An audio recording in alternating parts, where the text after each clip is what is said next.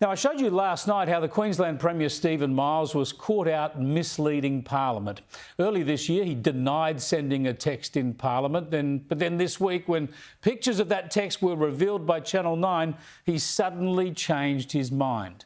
Incredibly, despite a blatant case of misleading Parliament, he's been dubbed a liar by the opposition. There doesn't seem to be any pressure, though, on Miles to resign. As I've indicated, I made a mistake in answering that question. It was a very busy question time. Remember, that's the question time we extended, where there were lots and lots of questions. I answered that one too rapidly. I made a mistake. I've apologised. Surely it can't rest there. But wait, it gets worse. Parliament's Ethics Committee in Queensland is not inquiring into the Premier's actions yet. But it has launched an investigation into the LNP MP Michael Crandon, who admits taking the photo of Miles' phone that proved he was lying. Well, at this stage, he's the only member who's been referred to the Ethics Committee. The Speaker is currently considering whether to refer my statement to the Ethics Committee, and of course I'll participate in that process if that's what occurs.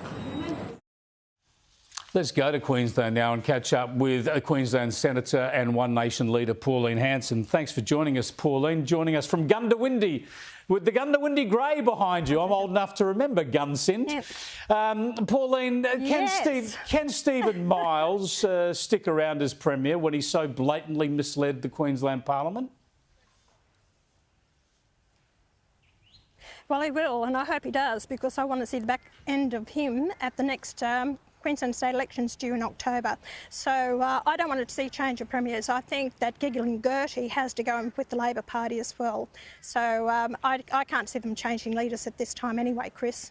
It all gets back to accountability, though. We know whenever a minister does something like that, they end up resigning as standard procedure. We saw premiers in New South Wales, like Barry O'Farrell, resign over misleading an inquiry inadvertently, yet Stephen Miles seems to be able to just shake this off, as you say, giggle it away.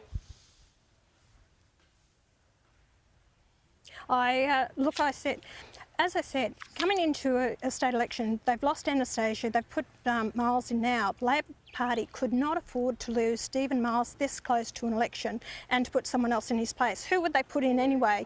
So anyway, thank you. So anyway, what I'm saying is I can't see them getting rid of him at all at the moment. What's so annoying about this, Chris, is he said he made a mistake.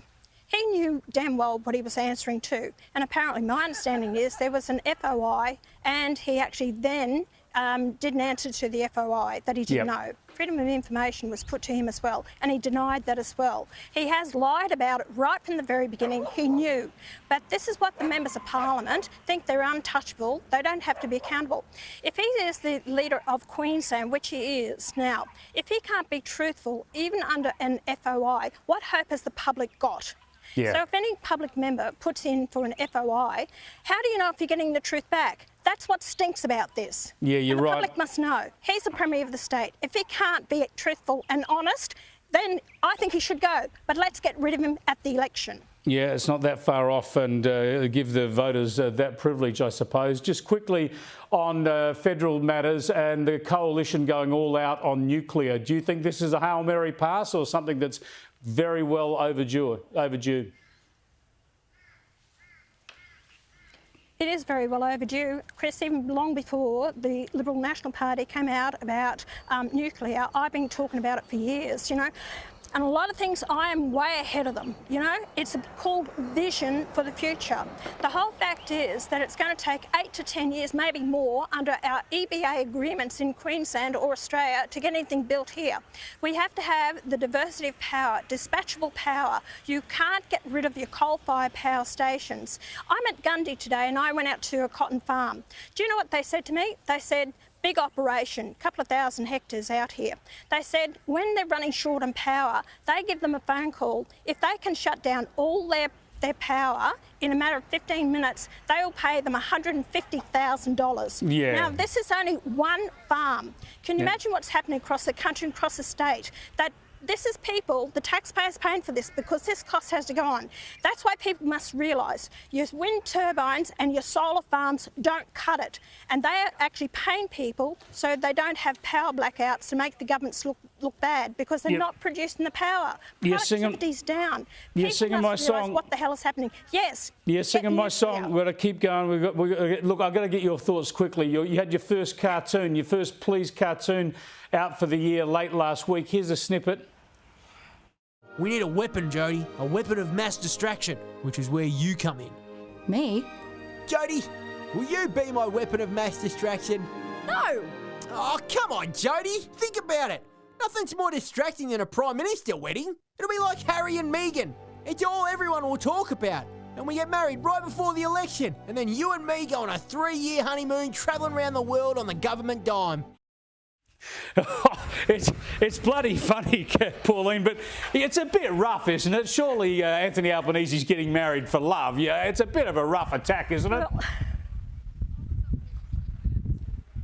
Well, I feel sorry for Jody, and that's what I said to them. I do feel sorry for Jody. I don't feel sorry for Albanese because you mark my words. What they will do is after the Queensland state election, when Labor loses a seat, they're going to organise when they're going to have the wedding, and it'll be just prior to the next federal election. Another distraction, take people's minds off it. Look, aren't they a loving couple? Aren't they wonderful together? Let's see if I'm right. Another prediction from Pauline Hanson. Thanks for joining us, Pauline. Appreciate it. Pauline Hanson there.